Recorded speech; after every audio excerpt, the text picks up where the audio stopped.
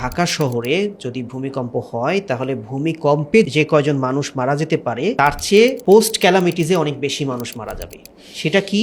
সেটা হলো যে ভূমিকম্প যদি একটা বড়সড় হয়েই যায় তাহলে কি হবে, যে বিল্ডিংগুলো ভেঙে পড়বে, বিভিন্ন রাস্তা ব্লক হয়ে যাবে, এবং একটা জিনিস যে আমরা যে গ্যাস পাইপলাইনের গ্যাস ব্যবহার করি না, এইটা পৃথিবীর কোনো দেশে নাই, এটা একমাত্র বাংলাদেশেই আছে। পৃথিবীর সব দেশে গ্যাস থেকে বিদ্যুৎ বানায়, ইলেকট্রিসিটি সাপ্লাই দেওয়া হয়, অ্যান্ড দেয়ার ইজ হিটার।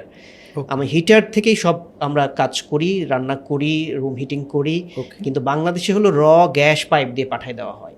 এখন গ্যাসের পাইপটা তো দেখছেন বাসায়, চিকন একটা ছোট্ট পাইপ।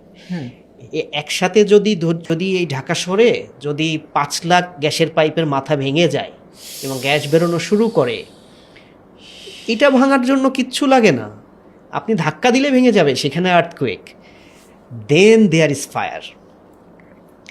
এবং আরও ভয়াবহ ইনফরমেশন হলো রাস্তা হয়ে যাবে ব্লক, কারণ রুলস মেনটেন না করে বা প্রপার প্রিকশন মেনটেন না করে, প্রপার কনসালটেন্টকে দিয়ে প্রপার ওয়েতে বিল্ডিং ডিজাইন অনেক ক্ষেত্রেই হয়নি। তো অনেক বিল্ডিং রাস্তার উপরে পড়ে যাবে। এখন ধরেন এই এলাকাটাতে আমি জানছি যে 50,000 মানুষ আটকা পড়েছে। এখন সেই মানুষ কেউ বিল্ডিংয়ের ভিতরে, কেউ, যেটা আমরা তুর্কিতেও দেখলাম যে ভিতর থেকে একটা একটা করে মানুষ বের করছে, তাই না?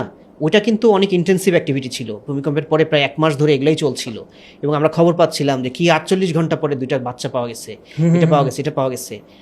বাংলাদেশে এই ঢাকাতে বিশেষ করে এই সুযোগটা একদম কম, কারণ আমাদের রাস্তাঘাট খুব ছোট, এবং এই পোস্ট ক্যালামিটিস, দ্যাট মিন এই যে গ্যাস যখন এভাবে ছড়ানো শুরু করবে এবং ইলেকট্রিক পোলগুলো থেকে যখন তার পড়বে, দেয়ার উইল বি স্পার্ক, এবং ধুমা আগুন জ্বলতে শুরু করবে।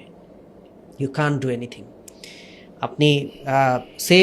আপনি এমন একটা টেবিলের তলে আছেন বা একটা কর্নারে আছেন, বেঁচে আছেন, কিন্তু আপনাকে উদ্ধার করার জন্য 10 দিন 7 দিনে কেউ আসতে পারলো না।